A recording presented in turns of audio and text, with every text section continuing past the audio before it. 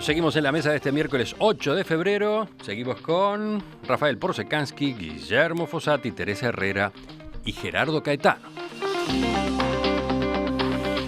Esta semana el Frente Amplio comenzó a delinear la estrategia para aprobar la próxima rendición de cuentas en este nuevo escenario parlamentario en el que ya no cuenta con mayoría propia en la Cámara de Diputados. El lunes, a la salida de una reunión de coordinación de las bancadas de diputados y senadores, el presidente de la coalición, Javier Miranda, admitió que la hipótesis de que no se consigan los votos para sacar adelante la rendición de cuentas estuvo planteada y es una variable posible. El senador Rafael Michelini coincidió en que esa es una posibilidad, pero advirtió que si eso ocurre, la oposición va a tener que asumir su responsabilidad. Si la rendición de cuentas consigue o trae mejoras en los derechos y mejoras en remuneraciones, y la oposición o las diferentes oposiciones no la votan, también ellos son responsables. O sea, hasta ahora todo el mundo se descansaba en que el Frente Amplio ponía los legisladores y las rendiciones de cuentas salían. Ahora, si la rendición de cuentas no sale, tiene una responsabilidad la propia oposición.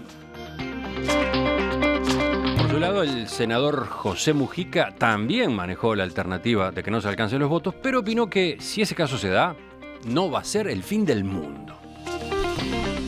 Gerardo, al final de la mesa pasada, tú decías que el Frente Amplio estaba enfocando mal el problema de la falta de mayoría en diputados. Sí. A ver cómo se relaciona con esto que se ha venido conversando yo creo después. Que el Frente Amplio tiene que aprender a gobernar sin mayorías parlamentarias, como todos los partidos, porque vamos, más temprano que tarde, en cualquier hipótesis hacia el 2019, vamos a escenarios en donde ningún partido va a tener mayoría parlamentaria. Esto que se ha dado en los últimos 3 gobiernos no es que sea inédito, pero es bastante singular. Respecto a la rendición de cuentas, yo he escuchado varias hipótesis.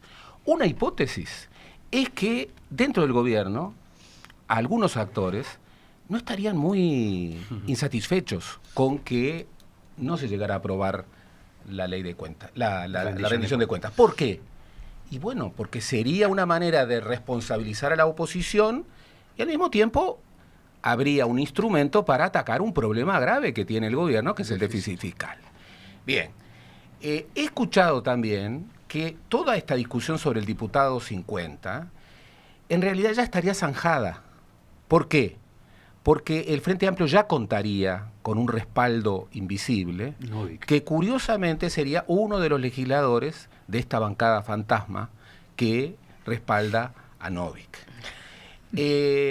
Las dos hipótesis me parecen realmente graves.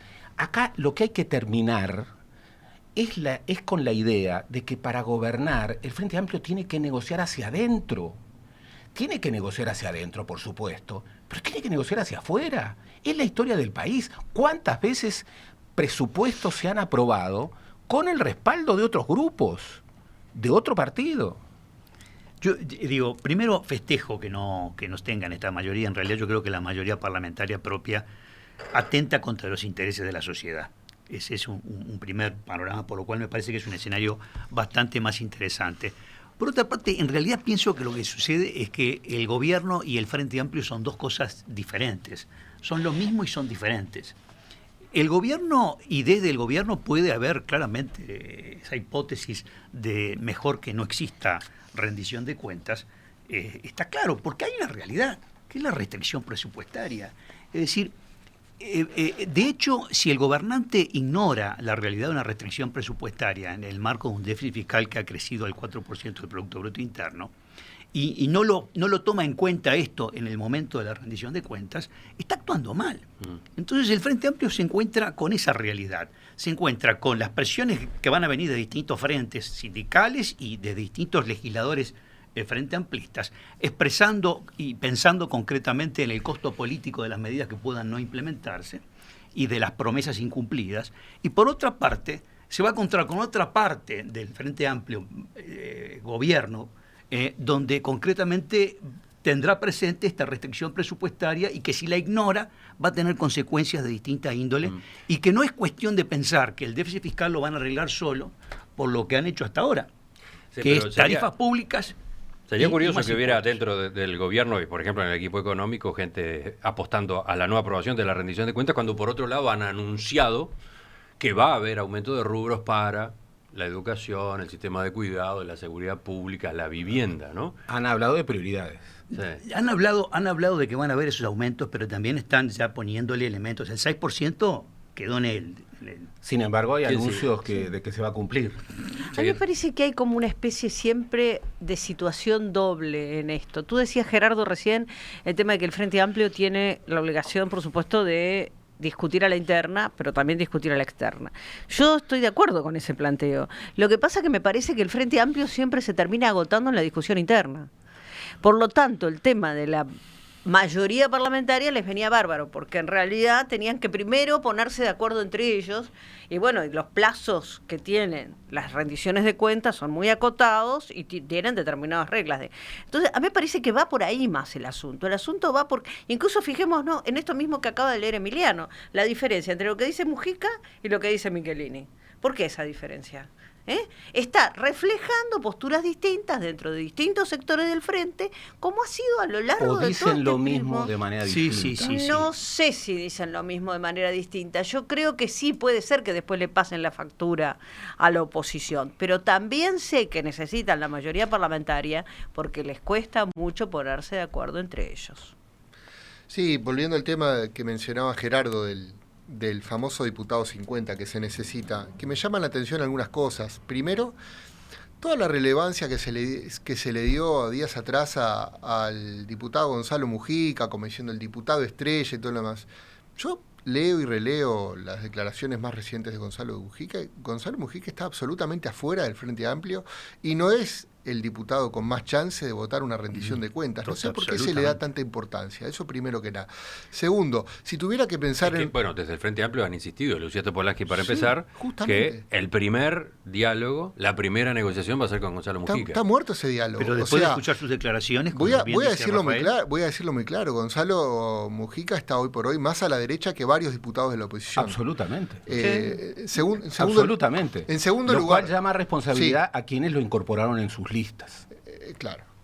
En segundo lugar, justamente pensando en esa figura 50, ahora Gerardo mencionó las alternativas, me llama la atención cómo el Frente, que hay un candidato que yo veo que le hace guiños permanentes al Frente Amplio. Fernando Amado. Por supuesto, por supuesto. No digo para migrar al Frente Amplio. No. Yo creo que Fernando Amado va a ir Cometería un grave error. va a ir con el Partido Colorado y con su Claro. espacio de los vallistas orejanos a la competencia electoral. Pero le hace permanentes guiños al Frente Amplio para ser el diputado número 50. Tercero, vaya si le costará al Frente Amplio negociar con la oposición. Hace algunas semanas, por ejemplo, el senador Pablo Mieres puso algunas condiciones. Una que a mí no me parece demasiado descabellada y es remover las autoridades de la educación, que me Pero parece... ¿cómo vas a remover a José Pedro Varela del siglo XXI? Ahí está. Entonces propuso, por ejemplo, remover al presidente y aparte lo atacaron y le dijeron del de todo a Pablo Codicen, Mieres. una medida que, digamos, la gente está,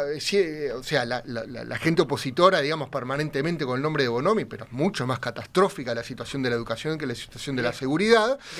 Pero ¿qué lo van a remover a Neto si vienen a compararlo con José Pedro Varela ahora, no? Digo, Te vi imposible. muy irónico, Gerardo, cuando metiste esa frase de Me María viste- Julia me Muñoz viste del bien, fin de semana. Me viste bien. Te escuché, irónico. me escuchaste Y también te vi, porque la cara puso lo La suyo. cara lo vendió. Pero sí, no, realmente... No le es fácil negociar con la oposición, realmente. No le es fácil negociar por la oposición porque, insisto, se desgastan en la negociación interna. Coincido con lo que tú decís de Amado. Yo creo que sí, que Amado sería, por lo menos para votarles determinados temas. Y hay pero nacionalistas también que estarían. También. E incluso la rendición de cuentas y apelo a la historia del país. Sí. En muchas oportunidades fue votada en bloque por sectores que no se pensaba que iban a votar en bloque. Sí. Hay un famoso presupuesto que lo salvó la lista 99 en sus orígenes a un gobierno, al segundo colegiado blanco, en donde el segundo colegiado blanco no tenía los votos del herrerismo. ¿Y quién lo salvó? Lo salvó, entre otros, la lista 99 y el entonces, por primera vez, Partido Demócrata Cristiano. Bien, lo segundo, esta dramatización de tener mayoría propia es un error histórico, es un error estratégico. Es una anomalía que un partido tenga mayoría legislativa. Y parecen olvidarse de que en las dos últimas oportunidades, la mayoría legislativa se consiguió en los recontras descuentos. Y yo estoy de acuerdo. Pero el voto 50 era crítico, pero en ese caso era de adentro del frente, ¿no? Pero y además estoy de acuerdo, totalmente de acuerdo, que la situación del diputado Mujica, Gonzalo Mujica, no tiene que ser la prioridad de la negociación. Con lo que ha dicho... Sí, quedó fuera. Quedó fuera, pero quedó fuera prácticamente de toda negociación. Dijo explícitamente, la derecha es la que tiene razón. Y perdóname, y lo último. Ahora, como dice Fernando Amado, que no vengan a negociar, no es venir con un papel a decirme, mirá, tenés que votar esto. No, o sea, es negociar en serio. Y si tú decís, yo soy la izquierda y todo lo demás es la derecha o el ultrismo, bueno, la verdad que no estoy preparando un escenario de negociación. De todas maneras, fíjate qué aspecto interesante, porque también está el de la disciplina partidaria, es decir, de que todos tienen que seguir lo que en definitiva el partido pueda trazar, que es el voto a la rendición de cuentas. Y yo francamente no puedo concebir que no existan varios legisladores frente amplistas que tengan muy presente la factibilidad. Es decir, que es posible. Porque si tú ignorás concretamente cuando vas a pensar en tus egresos, la realidad de tus ingresos, te colocas en una situación muy compleja. Porque lo primero que se te abre frente a este tema, bueno, ¿cómo le vas a dar solución a este equilibrio, de este desequilibrio fiscal que tenés instalado en este momento? ¿Qué vas a hacer? ¿Vas a generar deuda pública? ¿Vas a sacar letras y bonos del Estado para aumentar esa deuda y entonces lo vas a pasar a las generaciones venideras? Pero yo no quiero volver a las rendiciones de un único artículo, ¿eh? No, yo no voy a ese tema. Yo no voy a ese realmente tema, pero no se puede ignorar no la fue realidad. buena para el país. No se puede ignorar la realidad. Claro, sí, no, pero me parece que también tenemos que tener claro que estamos viviendo en un mundo diferente. Por supuesto. Tenemos que tener claro que el resultado económico del país el año pasado ha sido mucho mejor de lo que se pensaba. Y a mí me parece que como vivimos en un mundo diferente, también tenemos que pensar con una cabeza diferente con respecto a cómo repartimos las prioridades. Yo coincido totalmente, lamento no discrepar con Gerardo, pero al contrario, coincido totalmente con el planteo de Gerardo en el sentido de que hay que pensar con una cabeza mucho más amplia, señores del Frente Amplio, y pensar realmente que en el mundo de hoy las prioridades a fijar, la forma, es decir, hay que ejercitar la creatividad y entender que en los próximos 3 años van a desaparecer el 50% de los empleos actuales y van a aparecer un 70% de empleos nuevos. Entonces, eso significa que va a haber un mundo distinto y un Uruguay diferente, o si no vamos a caer en lo de Benjamín Nahum, que dice que vamos a desaparecer, con lo cual realmente sería muy preocupante, ¿no? Lo que tú estás mencionando, que toca temas que generalmente están dejados de lado, eficiencia del gasto público, establecer prioridades en materia de gasto, calidad del gasto público. ¿Cuántas veces escuchas hablar de estos temas? La verdad, muy pocas. Muy pocas. Y lo que pasa cuando llegan estas discusiones es que se da como un hecho que todo el gasto que viene de atrás queda. No hay nada que tocar ahí. No se puede bajar en ningún lado. Sin embargo, no se puede recortar para atrás. Y lo que hay que hacer es agregar. Ayer Laura Raffo señaló un aspecto importante. Distribuyó de qué se componía ese 4% de déficit fiscal. Y todas las prestaciones sociales, todos los salarios, todas las transferencias, significaban el 0,7% del déficit. ¿Cuál es el núcleo del déficit? El núcleo del déficit son las prestaciones por intereses de deuda. Claro. Lo cual para lo cual estás mostrando el disparate de la frase de Michelini. Porque Michelini lo atribuía a las políticas sociales y a la protección social. Por supuesto. No, estás hablando de Sendik, me parece. Sendik fue el que Sendik. Exactamente. Bueno, pero lo que pasa es que las declaraciones de Sendik normalmente más vale dejarlas de lado, pobre, porque realmente cada vez que habla... Y es cierto, la carga, ahora para el año que viene, no me acuerdo, son creo 3.000 millones en deuda que se van a generar y un porcentaje enorme va para pagar intereses de deuda. Lo cual, el argumento de, con este déficit no se pueden atender las políticas sociales, si se redistribuye el gasto, Que eso es lo que y no están se dispuestos a hacer. redistribuyen las prioridades, y se empieza Y a si gastar se gasta mejor. mejor. Mejor, Y eso. vaya si hay Pero factores en despilfarro el por todos Estado lados. que no están gastando bien, políticas sociales absolutamente prioritarias podrían tener otra disponibilidad. Pero por favor.